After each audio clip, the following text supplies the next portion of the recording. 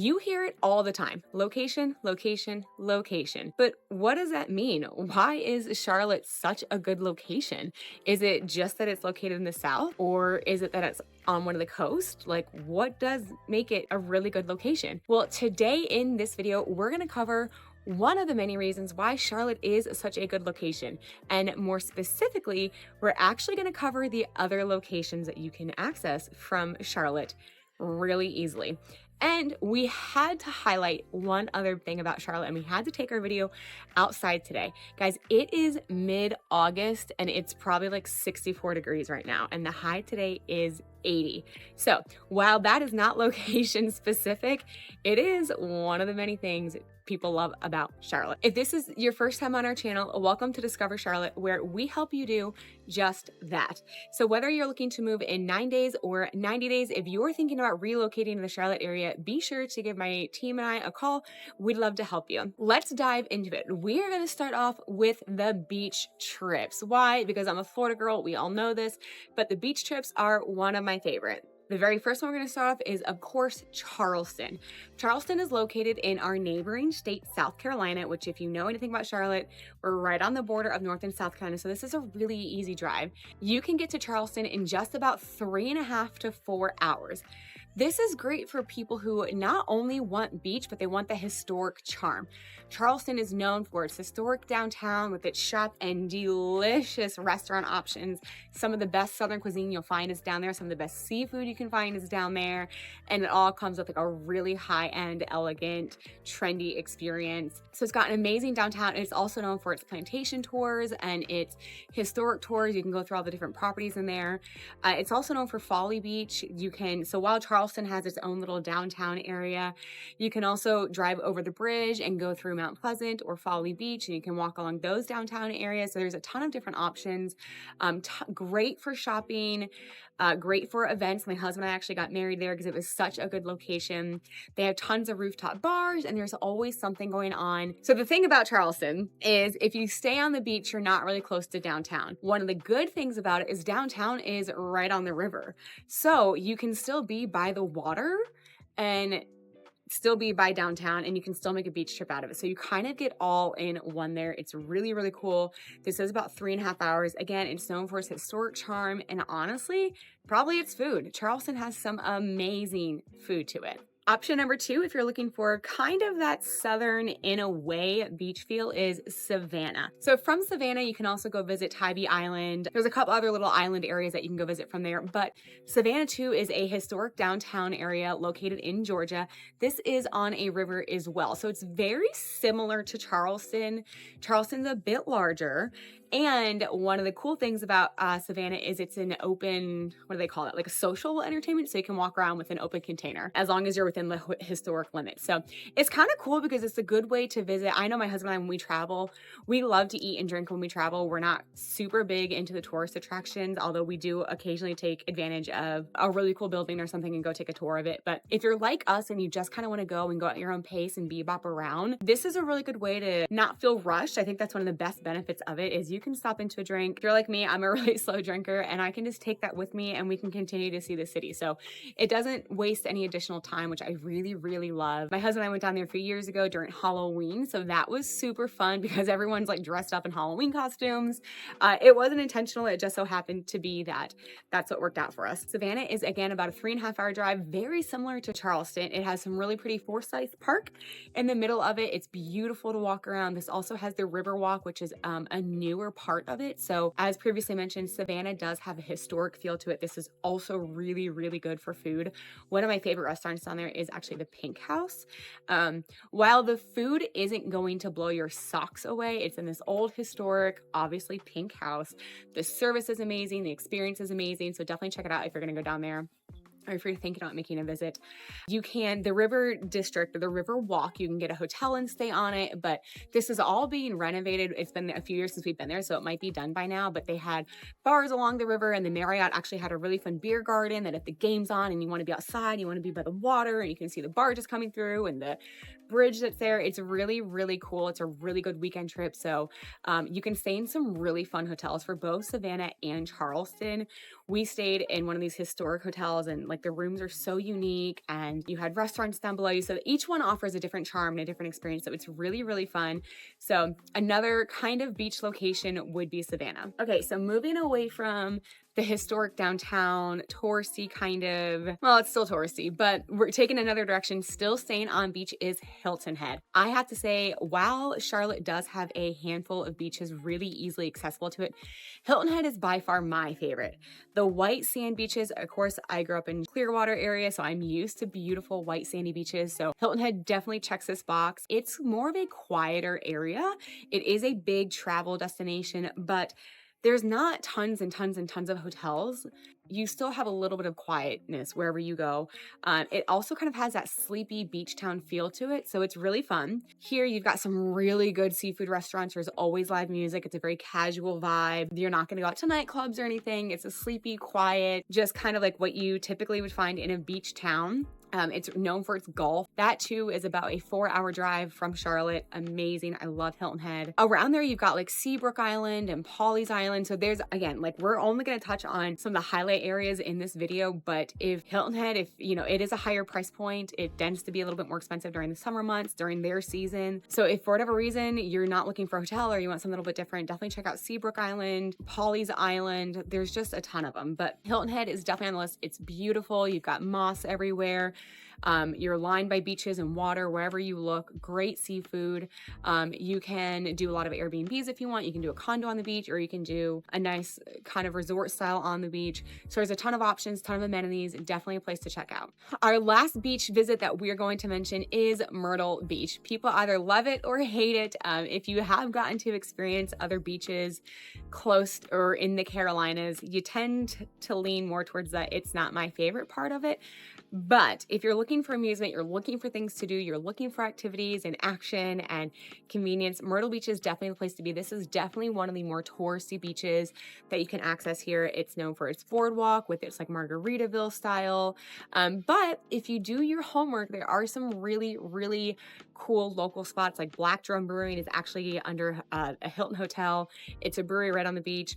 Again, if you're just looking for a beach, an affordable option, if you're looking for a lot of amenities, maybe you have a large family and you just kind of want the basics, you know, you don't need seafood restaurants, you just want options and entertainment for kids, Myrtle Beach is definitely a great place to check out. So that wraps up our beach town portion of it. And there's so many that I didn't list just because like the list goes on and on. Obviously, there's Wilmington, there's the Outer Banks, like those are all a little bit further of drives, or about 6-hour drives from Charlotte. So wanted to try to keep it under that 4-hour drive time for y'all, because really for me, if I'm driving 6 hours, I need to stay there for more than a couple nights just to make that drive worth it. But I can make another video about that, of like weekend trips that are a little bit longer of a drive. But those are the highlighted options that are going to be the closest and the shortest drives from Charlotte. Now, jumping into mountain towns, this is something really, really cool because this isn't something that I was used to either living in the North or the South. So, you know, being from Florida, we don't have mountain towns, obviously. And then even when we lived in Pittsburgh, we didn't really find these quaint, cute towns as easily as we did here in Charlotte. So we've got one of the most well-known ones is Asheville. What has put Asheville on the map is, of course, its breweries. Charlotte, I know you've heard it in other videos of mine, has a ton of breweries here, but Asheville will always, I think, be like the capital for breweries. They have a ton. It's known as more of an earthy, organic, kind of hippie feeling town. So it's a little bit quieter, but it does have some good restaurants, some great breweries. Sierra Nevada is over there. It's one of our favorite. It's stunning. It's gorgeous. The views there, super dog friendly, great restaurant there. It's also known for the Biltmore. This is an activity that's really fun to do during Christmas. So the old Biltmore estate is over there. It's a beautiful home, but during Christmas, they decorate every room with Christmas trees and poinsettias, and the whole area, it actually has its own little like plaza in town, is decorated in Christmas lights. It really is pretty. It's a really fun activity to go check out and just kind of get in that Christmas spirit. But you can do a tour year round for it. They do architecture tours, they do garden tours. So there's a bunch of different options that you can do. Then there's also the Omni Grove Hotel. This is known for its views and its spa. Honestly, it's a really pretty hotel anyways. My personal opinion, and this is probably going to be an unpopular opinion, but we actually stayed there a few years ago. We kind of splurged and we wanted to do the Biltmore because we had lived in Charlotte for a few years, and we just kind of booked it last minute and we're like, you know what, we're going to do it. Let's just do it. We booked a room, and I think there's an older part of the hotel and there's a newer part of the hotel. We got booked in the older part of the hotel, and I'll be honest with you, for the price, I wouldn't do it again. I wasn't impressed with the room itself. The shower was a little inconvenient. Everything was really small. It was quite loud.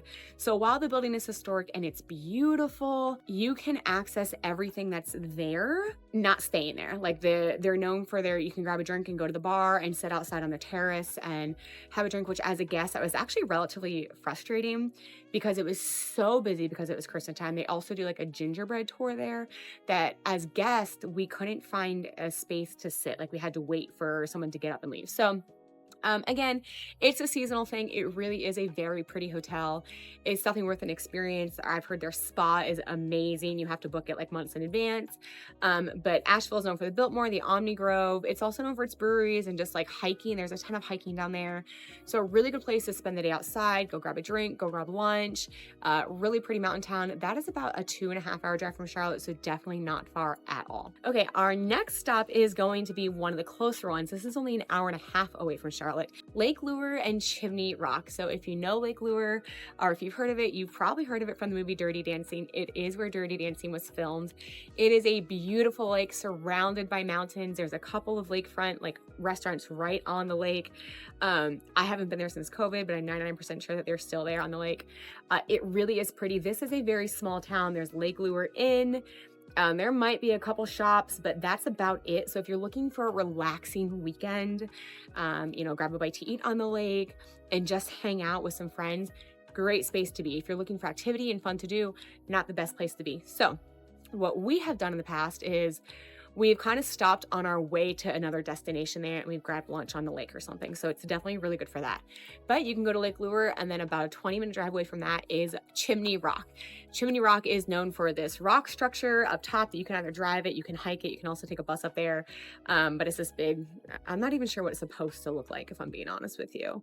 But there's a rock that you can get up there. People go up there, take pictures. It has a really cute downtown area. There's also a river that runs along the main road. So I know when we went there, we grabbed like a drink and there was a brewery right on the river. So it's really cute. This is a really touristy area. You're going to have a lot of the tourist type of shops and spots to stop and get, but it's very pretty. We took the bus up and we did it's still a hike to get up to the top of the mountain to get pictures and see the view and stuff, but it is really pretty. I personally wouldn't recommend making a trip out of staying at either of those locations, but it is worth stopping if you're on your way to somewhere else. The next city that we're going to talk about is Blowing Rock. This is one of my favorites. During fall, you will start to see a ton of Instagram reels and probably TikTok reels and just a ton about the leaves here in Charlotte and Blowing Rock, and it literally is a Hallmark movie. It's beautiful. It's got amazing, amazing views. It's surrounded by mountains. So it's known for its hiking. It's also known for its downtown, and they decorate for every season. So during the fall, they've got the hay bales and the scarecrows and the mums, and it's just really, really pretty. We actually went during Christmas time, and everywhere down there had like Christmas trees, and the whole city was lit up.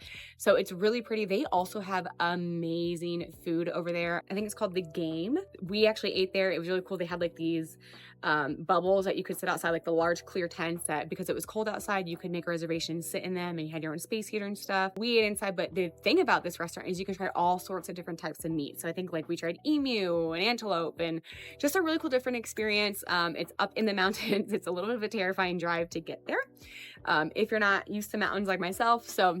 But Blowing Rock is definitely, I want to go back again this year. We finally were able to make it there last year after being here for 8 years. One of my favorites. It does get busy. Again, it's known for all of this stuff, so it does get busier during those seasons. And right around Blowing Rock, you've got Banner Elk. There's another ski slope right on the corner, but Banner Elk is where we're here if you're local to Charlotte. Beach Mountain, Banner Elk and Beach Mountain. If you're here local to Charlotte, this is where you go skiing. It's the best skiing you're going to get within a couple hour drive.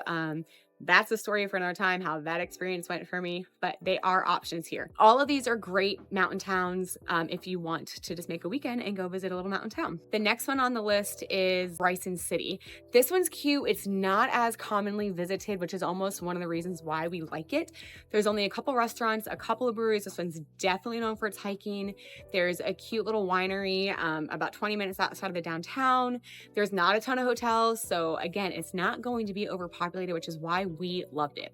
Bryson City is known for its train railway. They do the Great Polar Express during the winters, which is a train that they take you on this and they make it like a really big Christmas theme. They have an adult only version, but they also have a kid version. So I've heard it's a really good time. They're known for like the Nantahala Mountains. They're also known for Lake View at Fontana. Guys, don't let this one slip under you. If you are looking for a weekend getaway, it's a little hotel thing. It's kind of laid out weird because it is on the side of a mountain. So it's not going to be like a Marriott or anything, but you don't have to stay there. You can book a soak at the Lakeview at Fontana. And what it is you have to kind of like walk up, which they should have made this a disclaimer on their website. We didn't know, but you get assigned a little cabin, for lack of a better word. And in this cabin, they've got robes. They've got this luxurious like bathtub that overlooks the Nantahala Gorge, I think, or the river. It's stunning. Definitely check it out. I'll link it here below in the notes. One of the top 10 things is just very relaxing. It was quiet. It's not a busy town, but there's a couple cute shops there that you can get like, you know, what their logo for whatever reason is like a bear. So you can get like t-shirts with bears on it and stuff. So it is really kind of cute. Just a great little quiet weekend getaway. So that's going to round up our list of the top places to go. Those are the more well-known ones. So we've got, again, for beaches, we've got Charleston, Savannah, Myrtle Beach, Hilton Head.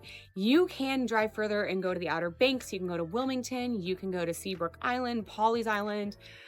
There are so many little beach towns and beach islands around here. I'll make another video on those. But they're really, really fun to go explore. Then your mountain towns, you've got Asheville, you've got Blowing Rock and Bryson City, you've got Lake Lure. So we really do have kind of everything here. It's really cool. 10 out of 10 recommend it. If I missed anywhere or if you want any more information on these things, drop in a comment below. Until next time.